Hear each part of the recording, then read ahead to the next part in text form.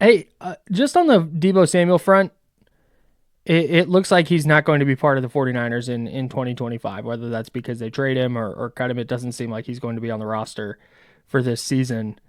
Is that the right thing? Is that gonna, because we talked about wide receiver as a need, and then you remove Deebo Samuel from the equation, and whether you think he's washed or was just banged up last year or whatever, that's a lot of touches and targets that you're removing from the wide receiver room. Yeah, I do tend to think it is the right decision to make, because I do subscribe to the thinking, and I think it's unique in the NFL compared to other sports. Like, I think in baseball you can get away with hanging on to a star player for maybe a little bit longer than perhaps you should, Mm-hmm. and there's some value to having a guy who's been a star who's helped you win in the past to like be in the lineup every night so you can like put seats in the stadium. Like, that makes sense in baseball. It even makes sense, I guess, in basketball when you have so many home games to a certain extent, right? Mm-hmm. Football is different. Football, there's so much immediacy when it comes to needing to win, and you don't have, like, every game's sold out sort of regardless, right? Like, teams don't Mm-hmm. have to worry about like, oh, we can't get rid of this guy because we need fans to come to the games. Like, that's not a thing in the NFL.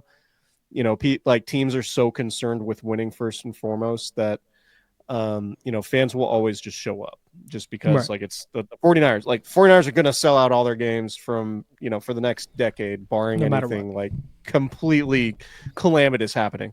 Right. Um, so with that, like, I very much subscribe to the idea that it's better to get rid of a player a year too early than a year too late. Mm-hmm. And I even think you could have made the case that maybe last offseason was a good time to get rid of Deebo Samuel.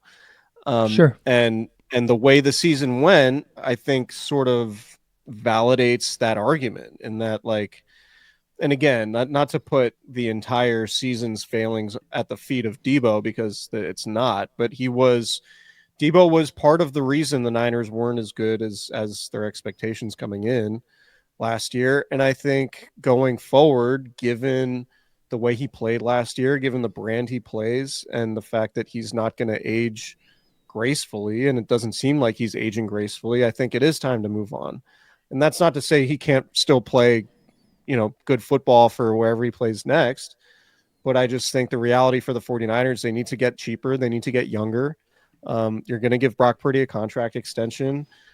You have you have Brandon Ayuk's contract hitting, right? You still have Mm-hmm. a bunch of other expensive contracts on the roster. So, like, you at some point you need to make some subtractions from the cap sheet.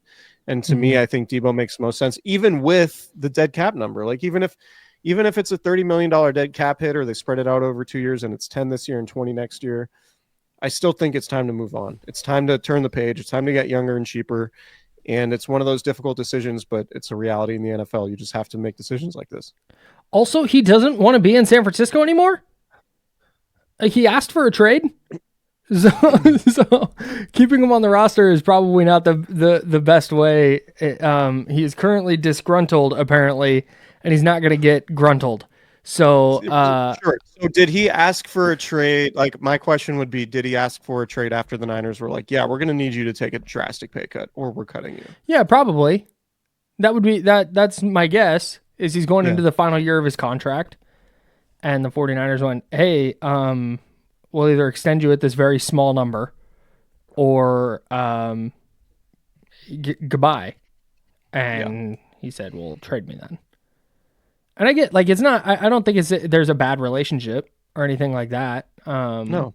I think that by requesting a trade, I guess the 49ers gave him permission to seek a trade to try and work something out, so they can send him where he wants to go. The Niners get a little bit of draft capital back. What I'm interested to see is the 33rd team, which is the football analytics or analysis, just NFL and college website. I don't even know exactly what it is, but they were hired by the New York Jets to run their GM search. They were throwing out like trade ideas for Deebo, and it was basically any team that needs a wide receiver and their third round pick. If the 49ers get a third round pick for Deebo Samuel after the year he just had, it would be a massive victory. And I think if a team calls with a 3rd-round pick right now, they're doing the deal and calling it good. Yeah, I think that deal would be done already. I would be shocked if they get anything more than like a 5th. Yeah, I'd be pretty surprised. I would take a 5th for Deebo, honestly. Yeah, for sure. And again, we talked about it in the pod we did earlier this week that like I'm of the belief it's more likely that he's just going to get cut because teams aren't going to be lining up to give the 49ers capital to pay Deebo, something that they haven't negotiated, right? Yeah. Unless after a trade he gets a multi-year deal. I could see a team being like, all right, 2 years, 28 million or something. Yeah, I think on a trade. I think where the 49ers might get some help is if teams believe, if there's enough, because there's a lot of teams that need wide receiver help. And if enough of those teams think that Deebo still has something in the tank and can be even 75% of the player he was in 2021, you might get some action because there's 3 or 4 teams that want to get him on their team and don't want him to hit free agency. Yeah. So that might help boost his market, but for the most part, I'm with you. If teams know, like, yeah, we'd like to have him, but it's not a must-have. We're not going to give up draft capital to pay him, but if he hits the open market, we'll talk and see where he's at. That I can see. Yeah, and we already talked about Deebo again earlier this week, so I don't want to harp on. I don't want to repeat what we go listen to that pod if you didn't. Yeah, but I think what the conversation turns into to spin it forward is like, okay, what does the receiving core look like next year post Deebo Samuel? And we alluded to the fact that, like, you know, they'll probably draft one, you know, maybe Jacob Cowing takes a step and he's part of that. And then free agency and other veterans that are out there. And then, you know, 2 popular names that Niners fans seem intent on bringing up constantly are Davante Adams and Tee Higgins. And on the surface, this very much feels like, you know, sort of the Madden element or the fantasy football element of like, oh, just go get those guys and plug one of those guys in and It'll work because they're big names. And I don't really see how either of them fit, particularly financially. And while Davante Adams, I think would make sense on a certain level, he doesn't make sense on he's currently under contract for 2 more seasons at about $35 million per. Mm-hmm. And given the structure of his contract, the fact that it's basically all base salary, it's not one of those contracts where, a bunch of the money was given out in bonuses, and if that player's traded, then the new team's only on the hook for like a small amount of money relative because all the money's base salary. Like, no, Davante Adams' base salary is still massive for the next 2 seasons. So not only are you trading for him, but his base salary for 2025 is $35.6 million. Actually, $35.6 million for the next 2 seasons, 2025 and 2026. I don't think the Jets are giving him that. I think the Jets will try to trade him. If you're another team looking at Davante Adams, who's I think going to be 33 in 2025, I just think it would be insane to trade for him on that contract, basically $70 million plus over the next 2 seasons. That doesn't make any sense for the 49ers. Now, if he's released and you can sign him to whatever you want, then if you can get him at the right price, I don't know, for me, what's Davante Adams worth to you on the Niners? Like 10, 12 million a year? Yeah, at most. Like, I'm pretty out. He's gonna want more than that. Right. I'm pretty out on spending big money at wide receiver, to be 100% honest with you. Especially an aging one. Yeah, man. I just they have so many flaws from a roster standpoint that if you're going to shell out the money it would take to get Davante Adams or Tee Higgins in free agency, that's money you could spend at linebacker, on the offensive line, on the defensive line. Like, all of that stuff is going to get you closer to winning a Super Bowl than 32-year-old Davante Adams or 32-year-old Cooper Kupp. And I know Tee Higgins is young, but Tee Higgins is going to get money but near the top of the market.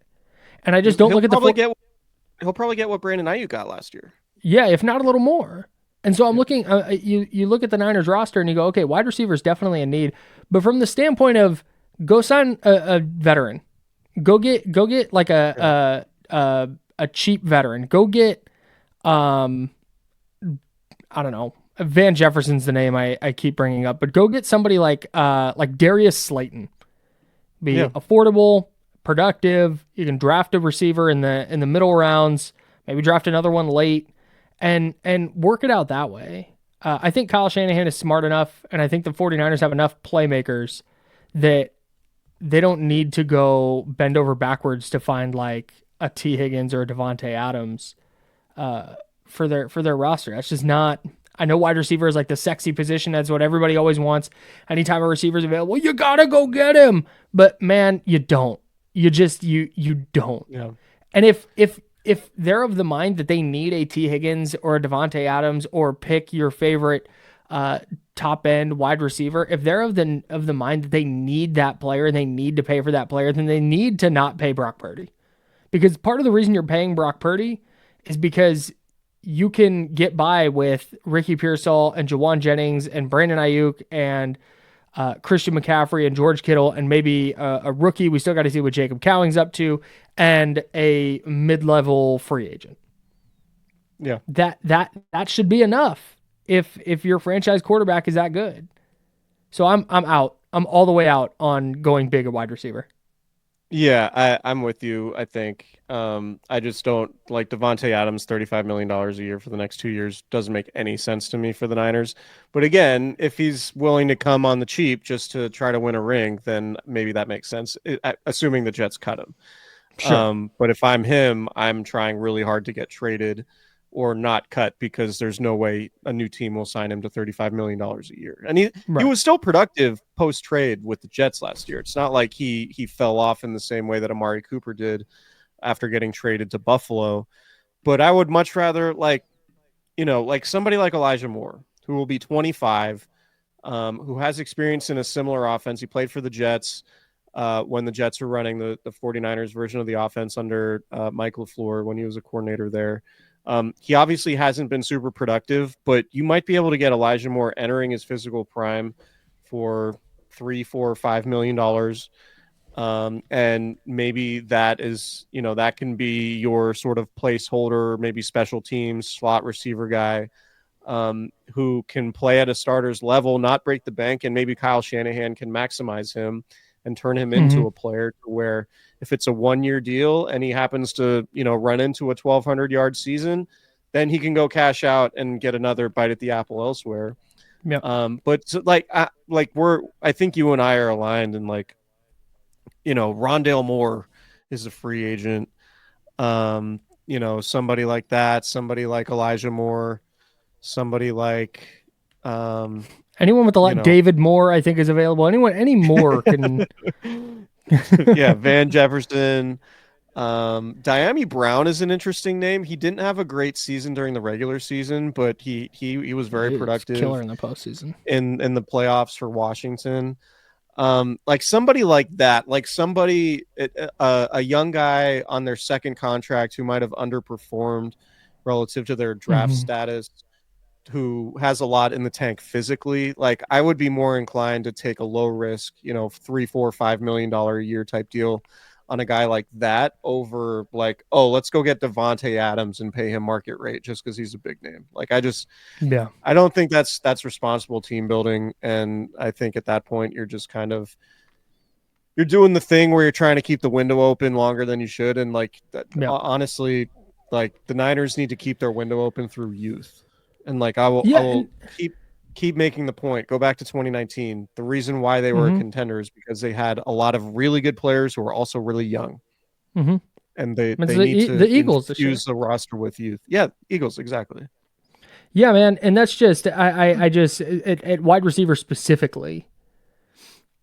I would like to, and I don't know that we will. This is kind of pipe dream by me, but I would love to see Kyle Shanahan take a guy like Ricky Pearsall and Jacob Cowing. More Cowing specifically, being like, what are the 3 things you're good at? You're just going to do those things. That's going to be your role in the offense. Not, hey, you can only do 3 things. You're just not going to play until you can do the 14 things you need to do to play receiver for me. I think that's, that's not conducive to finding productive players. And I don't know. I like I said, that's probably wishful thinking because it's asking Kyle Shanahan to kind of fundamentally change who he is as a coach, and that's just not a thing that's going to happen. But I would love to see them take a flyer on a mid-round receiver and a late-round receiver and put them in the mix and figure out if they can play a little bit. I would so much rather that than doling out more money to the receiving core when if they sign Davante Adams, I don't feel better about the 49ers, to be totally honest with you, at really any price. But if you can get him, like you said, if you can get Davante freaking Adams for $10 million a year, cool. But you're not going to. So right. Someone's going to overpay. Yeah. And so like let someone else do that. Go spend that money. Go bolster your offensive line. Go bolster your defensive line. Piece together a receiving core and go in some games. That is a much better route toward becoming a contender again than throwing money at receivers. It just doesn't make sense to me. Yeah, and Ricky Pearsall is kind of a hypothetical player at this point. But I think he's somebody that you need to give the oxygen to develop, right? Like you need to 1,000%. I would put Ricky Pearsall in a position to say, like, all right, we're gonna target you 5 times a game, sort of no matter what, right? Like we like the 49ers, in my opinion, would be so much better off turning Ricky Pearsall, developing him, and I don't know how good he's gonna be. But there's a much there's a much brighter future for the 49ers if Ricky Pearsall gets 70 catches this season than if you pay Davante Adams $20 million, say, and give him, and he gets 70 catches. You know what I mean? Right. Like to me, the long-term upside of the 49ers is better or higher with Ricky Pearsall developing into a Pro Bowl type player than getting like one of the last good seasons from Davante Adams. So I think there's not to say that Ricky Pearsall shouldn't earn his opportunities, but you don't want to cut him off at the knees and get a veteran unless you're just out on Pearsall. And if they're out on Pearsall, which I don't think they are. I can't imagine. No. But a move like that, like going to get Davante Adams, would signal that like, oh yeah, we're not super high on what Pearsall can be this year. Yeah. And that would be a separate problem. Yes. And all indications were before the shoulder injury and before getting shot, obviously, that Ricky Pearsall was the type of guy who, was on a trajectory to be a very helpful receiver for the 49ers. So on its face, like, I don't think Juwan Jennings, Ricky Pearsall, and Brandon Ayuk is a bad top 3 receiver group at all. I don't think so either. I think it could be really good, particularly in the context of having George Kittle and Christian McCaffrey rounding out the offense too, right? So I think they can make that work, and I think there's a very real possibility that Ricky Pearsall develops into a Brandon Ayuk type. Maybe it'll look different, right? He's not going to be, it'll just look different than Brandon Ayuk. But I think like Ricky Pearsall could develop into as productive a receiver as Brandon Ayuk has been. And I think you hinder that chance by making a splash play at receiver and ultimately hurt his development. Besides the point a little bit, but Ricky Pearsall had 5 or more targets in 4 games last year. And in those 4 games had 21 catches for 304 yards and 3 touchdowns. Like, there's a lot of reason to be excited about what Ricky Pearsall can be moving forward. So I'm 100% in the same camp as you with that. Like, let him develop into that. And if he winds up stinking in 2025, then you move forward Then go get a receiver at the deadline. Yeah, you can't if you're going to use the 31st goddamn pick on a wide receiver, you can't punt on him after 11 games. Right. Yeah. Right. And the cliche NFL speak stuff is always like biggest jump a player makes in his career is from year 1 to year 2. Yep. I think that applies to Pearsall pretty substantially because of the way his rookie season went and the fact that he got shot 2 weeks before the season started. So if he gets a full off season, if he's healthy, if he does the thing that some of the elite 49ers players do where just like have ridiculous off seasons like George Kittle and Nick Bosa and Fred Warner. Like if he, I don't know if he hangs around those guys or works out with those guys or what, but if he has that type of offseason and is at the facility every day during the offseason program and is developing and is looking like a really good player in training camp, like I'm a very firm believer in like good players have awesome training camps. Like that's, 2 years ago, Christian McCaffrey and Brandon Ayuk were awesome in training camp. Went to those practices, saw it firsthand. Those dudes were awesome. And it just so happened they had awesome seasons. Right? That's why like the contract stuff and these guys missing training camp seems so problematic. Because it is. It's like you're not getting to the level that you need to be to perform during the regular season. If Ricky Pearsall can do that stuff and then have a really good second season, that benefits the 49ers in a massive way. And I think more so than even adding Davante Adams. And if Ricky Pearsall is hurt or doesn't end up developing, then all right, go trade for a receiver at the deadline. Like that happens a lot if you really feel like you need to do it. Yep. But I would rock with Ricky, and I don't see the point in making a huge investment in a receiver. Me neither. And if somebody is like, you need the best receiver, okay. I don't buy into that idea. I would rather use the 11th pick on like a quote unquote elite receiver prospect than go pay Davante Adams $25 million a year. I'm right there with you. But also don't do that. Right. Well, they're going to draft. 100% don't do that. Player. Right. So we're going to say this probably 1,000 times before the draft, but you and I are both aligned that they're going to take a offensive or defensive lineman, 11th overall, right?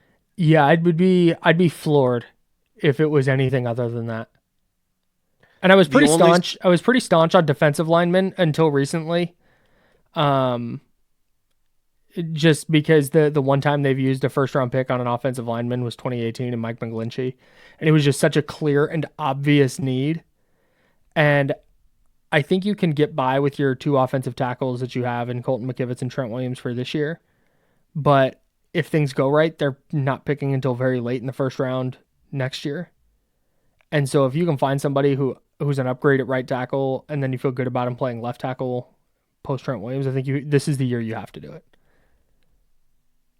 Or even if it's somebody who plays left guard as a rookie and then replaces Trent Williams at left tackle long term.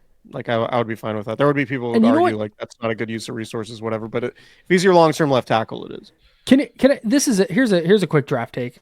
I don't want to see them be cute in the first round.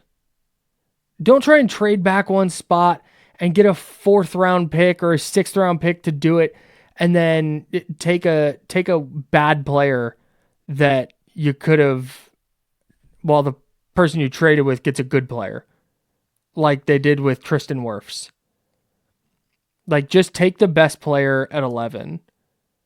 And don't worry about trying to like get cute and move back and then like take this position. And no, they need to not do that. Stay at 11 or 49ers. So this is, I don't like when people do this because so many things happen in football and like butterfly effect stuff and whatever. But I kind of think the 49ers would have won a Super Bowl had they taken Tristan Wirfs instead of so with you, Javon dude. Kinlaw. Tristan Wirfs was the best right tackle in the sport. And then they were like, hey, can you play left tackle? And he was like, bet. And then he was one of the best left tackles in the sport. Yeah.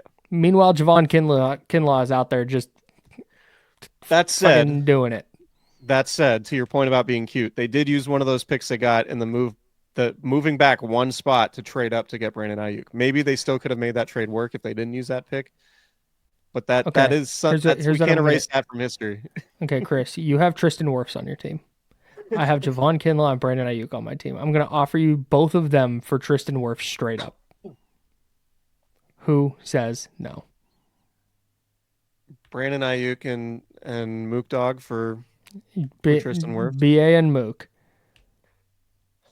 I'm keeping Wirfs. Yeah, see? Yeah. I know. We can't do the like we can obviously talk about Tristan Wirfs and passing him up, but like there is the part of that history is that they did use one of those picks to trade up to get Brandon Ayuk. And keep him from the Packers, by the way. Had prime MVP Aaron Rodgers gotten Brandon Ayuk, maybe the Packers win the wild card game in 2021 and the Maybe. Niners don't get to the NFC Championship game. No, that's a Again, good point. sliding doors, butterfly effect stuff, I get it. But yeah, like to your point, if the same situation comes up, take Tristan Wirfs, don't trade back for Mook Dog. Do you know where the 49ers could have traded up to? They could have traded to 33rd and gotten Tee Higgins, or 34th and gotten Michael Pittman. KJ Hamler's already out of the league? Holy shit, that's crazy. Yeah, no, we're in agreement. I was going to start listing a bunch of really good wide receivers who went later in that draft, and there's just not that many. Yeah. A lot of really bad players in this draft. Oh, Gabe Davis. Antonio Gandy Golden, everybody's favorite workout warrior. Yeah, so the point here stands though that like, I guess is Tyler Warren really the only option outside of an offensive or defensive lineman that would make sense to you? Based on my evals so far, yes. No, it's unless you like who's the linebacker from Georgia? Is it Jalen Walker? Is that his name? Georgia's got a few different front seven guys. They got an edge guy. Yeah. They got a linebacker edge hybrid. I think that's it. I think Jalen Walker is the player I'm talking about.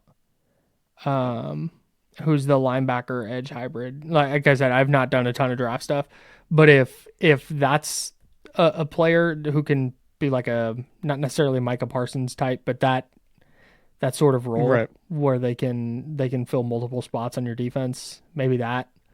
But offensively, if it's not an offensive lineman, I think it's a tight end, and it's because I think Ty Warren from Penn State specifically, it would legitimately be because everybody in the room is on the same page that this is the second coming of George Kittle.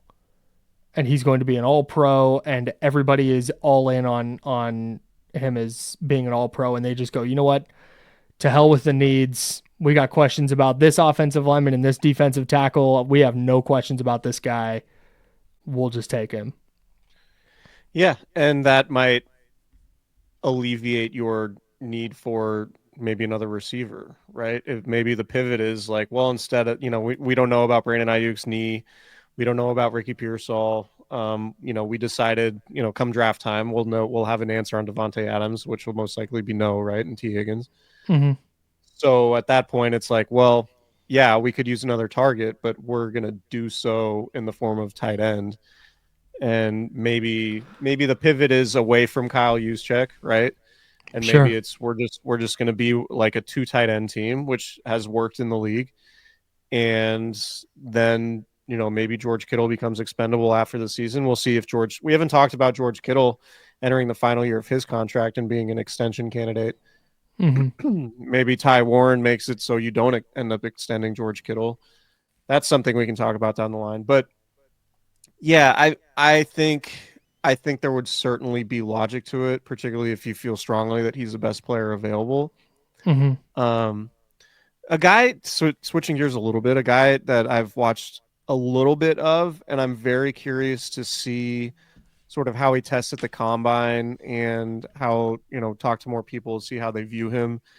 Mike Green out of Marshall, the edge player, he's a little undersized. I think he's right around 250 pounds at 6'4", but 17 sacks last year. And watching some, being in the film room, aka YouTube, just grinding, just pulling up the clicker and turning the lights down, putting the projector on, grinding tape.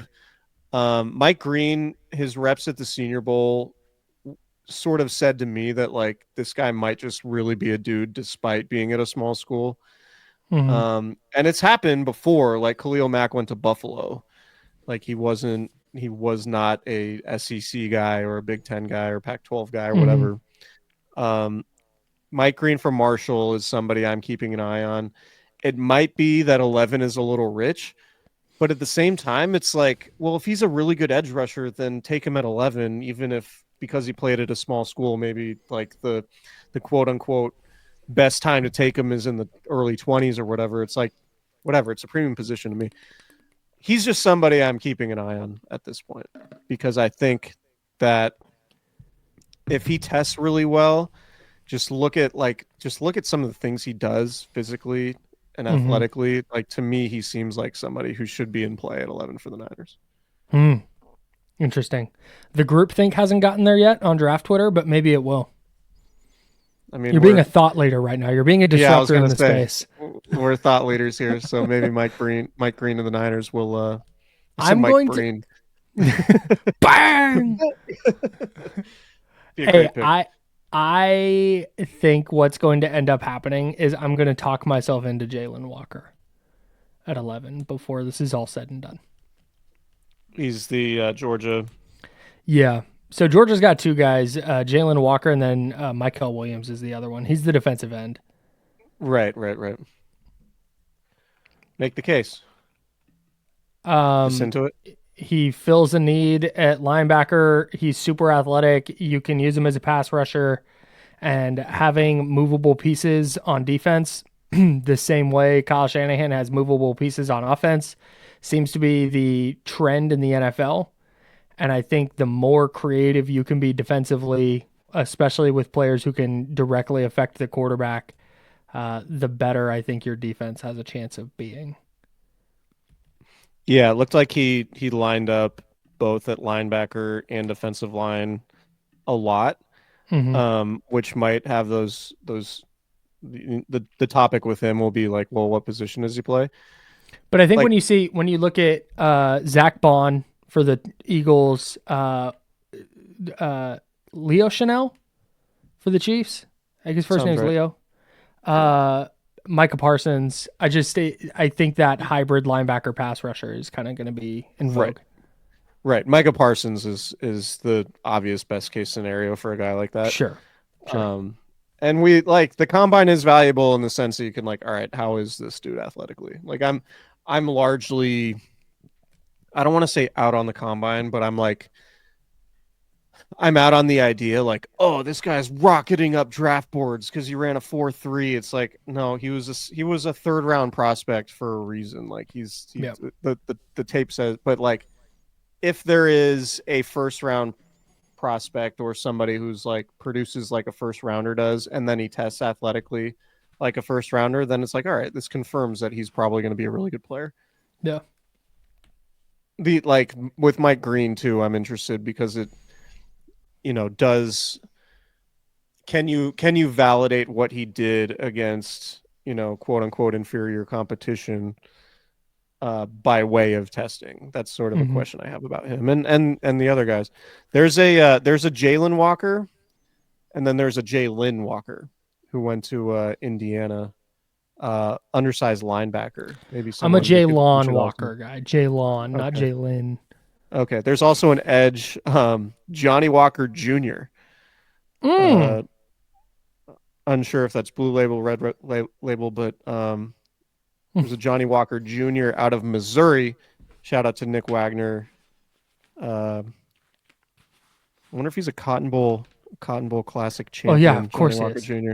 Anyway, that's a converstion maybe for another day. Speaking of our Mizzou Tigers, our 2023 Cotton Bowl Classic champs, Armand Membu, their left tackle, is apparently a dude. Sure. I'm just worried. The first thing I think it was Daniel Jeremiah, was like, he's the most technically sound offensive lineman in this class. Will likely play guard, but could play tackle. And I'm just out. If the analysis is this guy's going to guard, I'm done. But if he can play, if he's being drafted to play tackle, cool. I'm in. Need to see the arm length numbers at the combine. My favorite shit about arm length is that goes to your finger, right? Like it goes finger to shoulder.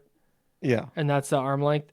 So the difference between 33-inch arms and 32.5-inch arms is a half inch, which means you might just have like small fingers. That has nothing to do with your actual arm length. It should really be to wrist. Like, that's what should matter if we're keeping it a stack. But then you gotta like redo the history books. No, you don't. No, you don't. Just kidding. I'm sure I'm doing the mock same. draftable. The mock draftable website people are just right. In shambles. All of them listening right now, huge fans of the pod, are just like, no, we cannot do that. I have to change all of our archives. Can you imagine what that would do to the spider graphs? Holy shit. Just put the spider graph world in complete upheaval. Turning the spider graph world on its ear. Look at us disrupting. Yeah, just being thought leaders. Yeah, we'll see. My fear with like anytime, I wonder if people who look at first round offensive tackle prospects, if they just like, are they saying they should be guards because they don't think the player is that good? No, or I are think they it's saying he's not it because big they enough. don't have the length? Yeah, doesn't have the size, the requisite size.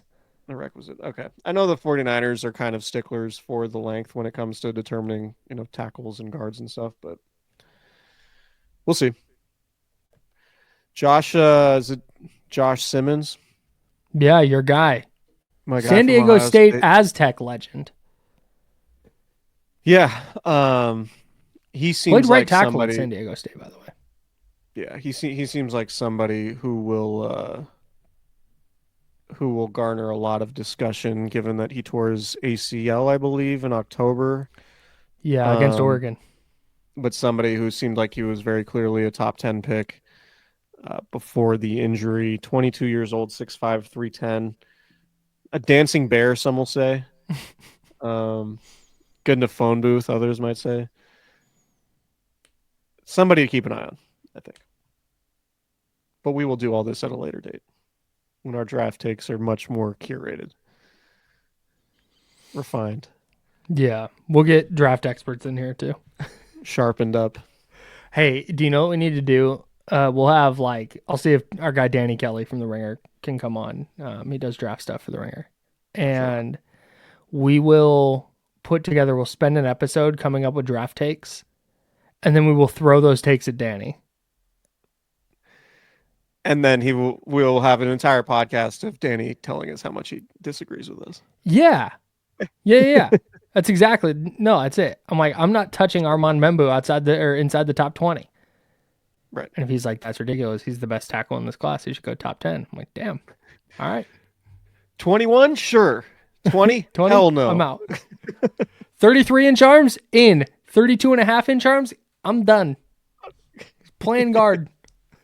Not drafting a center at that pick. Okay. Right. I'm done for now. Anything else for today? No. That's all I got. I'm out of gas. You don't think they'll trade up for Mason Graham? If Mason Graham falls to 9, I could see them trying to move up a couple of spots. I think Mason Graham's going to go in the top 5. Yeah, he's really, really good. He's sick. I think if you were to just look at the top of the class and say which player could the 49ers use the most, I would think Mason Graham is that guy. Abdul Carter? Yeah. Here's my Mason Graham story. So I had known that he was a guy that was really highly regarded. Because again, I don't follow the draft until right about this time of year. So I knew he was a guy that was really highly regarded, but in one of the mocks, he went to the Niners at 11. And I was like, that's kind of weird. And so I start looking around, and sure enough, you go look around, and he's a top 3 or 5 prospect wherever you look. And so I'm like, okay, he's probably not making it. But, let me just see. I started watching him a little bit, and I got 3 minutes in. It was like, this is stupid. He's not making it to 11. They're just he's just a completely dominant player. It's ridiculous. He's such an absurd athlete. The wrestling background, you can totally see the way he plays, the wrestling background, how much that helps him. Good in a phone booth. I don't know if he I'm not dumb enough to call anybody Aaron Donald, but if you were to put a gun to my head and say which draft prospect has the best chance to be a Hall of Famer, I would like Mason Graham might be the answer for me. Yeah, you know how every once in a while there's like a Quentin Nelson where you're just like, draft this guy, plug him in, and he's just going to be a Pro Bowler forever. Yeah, like he might be an All-Pro as a rookie. Like that's like that's how I feel about Mason Graham. Wherever he goes, he's just going to be awesome. Yeah, and I think you could probably make a similar case for Abdul Carter. Obviously, different positions. Mason Graham is a 320-pound defensive tackle. Abdul Carter is a 250-pound edge player. Just like the he's presence a monster. He is absolutely. The presence of Nick Bosa to me doesn't like I would if you have the exact same grade on those guys on your draft board, I'm probably going with Graham just because you already have Bosa. You're already paying him $34 million a year or whatever that number is. And I think to better balance out your defense, like I don't think there's going to be a crazy difference in pressure rate or sack totals, regardless of which one you take. I guess I don't have that strong of a take because the Niners aren't going to get in range to draft either of them. So there's going to be, I have a prediction. Week of the draft, a couple weeks before the draft, there's going to be a lot of like Niners are really trying to move up into the top 7. Niners are really calling all the teams in the top 7. They're trying to get Mason Graham or somebody. Like I think that's going to be a thing. Okay. I'm going to spin off of this. I'm going to piggyback off your prediction because I think that's great. And I think you're spot on. It is going to open a can of worms. And we're going to get maybe not Schefter. It wouldn't be Schefter or Rappaport or anybody like that. It'll be somebody like Field Yates. Who's like, I heard the 49ers are calling for teams because they really like insert quarterback. Like the Brock Purdy deal isn't done by the draft. And it's just they're calling up into the top. They're calling up into the top 7, but they rumor has it Kyle Shanahan really likes Shedeur Sanders. He has a great relationship with Deion Sanders from when Deion was on the 94 Cowboys and Kyle was the ball boy and da-da-da-da. Like that's going to be the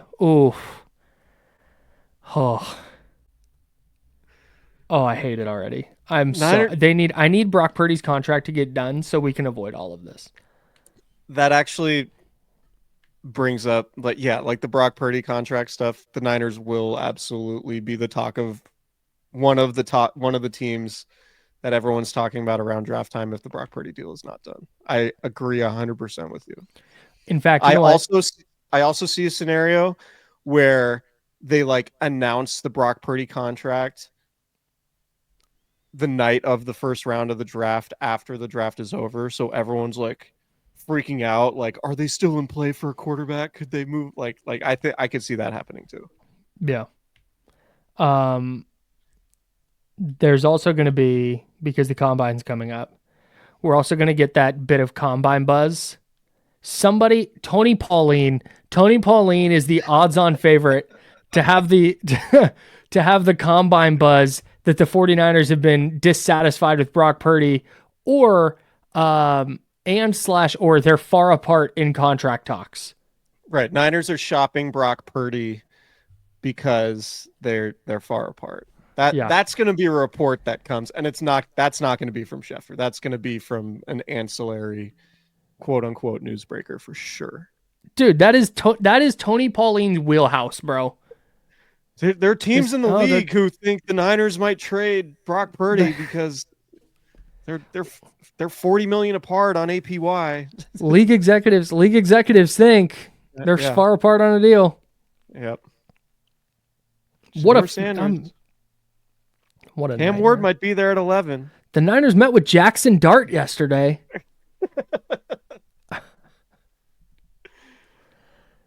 I'm going to say this right now. I'm going to say this right now, and I mean this. I'm dead serious. This is not a joke.